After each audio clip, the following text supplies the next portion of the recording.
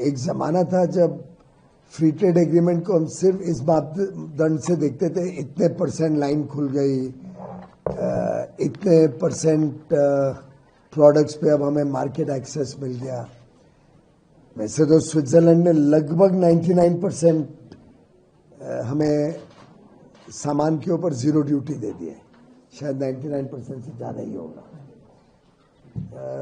जो अब भारत के वस्तु यहाँ पे आ सकते।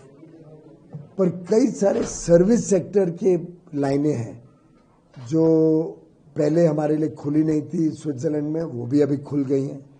कई सारे सर्विस सेक्टर में एक दुविधा बनी रहती है कि आज अलाउड है लेकिन कल ना भी हो, वो लोग रोक सकते हैं। वो भी सुनिश्चित हो जाती है एफटीए के माध्यम से कि अब परमानेंटली इन सर्विसेज के लिए भारत को स्विस मार्केट, नॉर्वेजियन मार्केट, लिechtenstein मार्केट और आइसलैंड की मार्केट परमानेंटली इन सर्विसेज के लिए खुल गई है। तो फायदा सबसे बड़ा जो फ्री ट्रेड एग्रीमेंट के आज के 21वीं सदी के परिप्रेक्ष्य में अगर देखें तो प्रेडिक्टेबिलिटी, कंटिन्यूटी और स्टेबिलिटी पॉलिसी की वो सुरक्षित हो जाती है कि अब बार बार बदलाव नहीं होगा, ये रेट अब फिक्स हो गया है।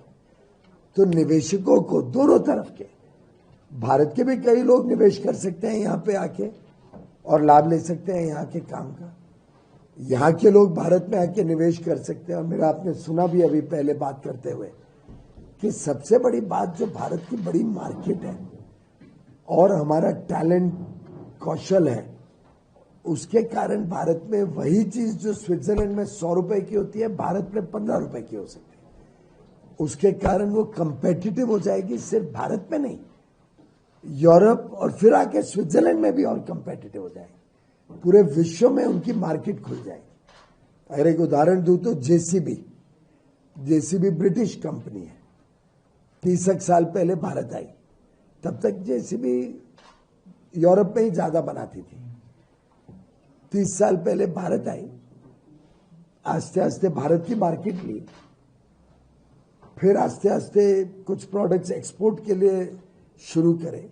अब ये स्थिति हो गई है कि 100 से अधिक देशों में भारत से एक्सपोर्ट करते हैं और 2014 से 25 का जो उनका सफर रहा उसमें तो ऐसे तेजी से बढ़े हैं और अब बोलते हैं कि हमारे पास दुनिया में और कोई जगह में इंटरेस्ट नहीं, हमें भारत से ही बना के पूरे विश्व में भेजना है। तो ये आस्ते आस्ते लोगों को ध्यान में आ रहा है। और बड़ी बात क्या है कि लोगों को अब समझ में आ गया है कि कुछ देश अनाप शनाप बाधाएं लाके दूसरे देशों की उद्योग को परेशान करते हैं, लेकिन भारत एक ऐसा देश है जहां पे आप व्यापार करो या बिजनेस करो तो कभी आपके साथ भेदभाव नहीं होगा।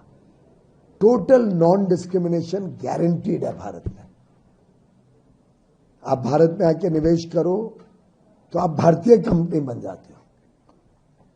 एक बार आप भारतीय कंपनी बन गए तो आपको कभी भी दूसरी कोई कंपनी के साथ भेदभाव का एहसास नहीं होगा।